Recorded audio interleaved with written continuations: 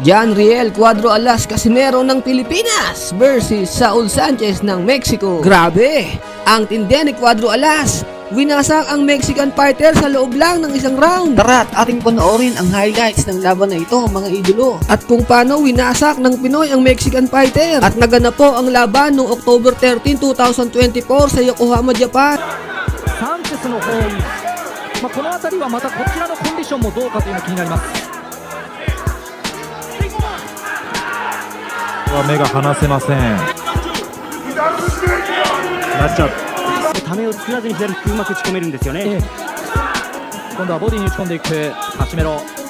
少しフェイントを入れましたサンチェス。そこに対して三谷。少しフェイントを入れましたサンチェス。そこに対して三谷。メロが来るか、仕留めに来る。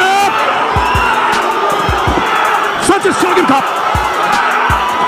コース一方か、いや返す。いいですね。返している。そこに打ち込んでいくサンチェス。いやカシメロが集めていく。左が入った。ちょっとサンチェス力ないですね。サンチェス力ないですね。このタイミング合ってますね。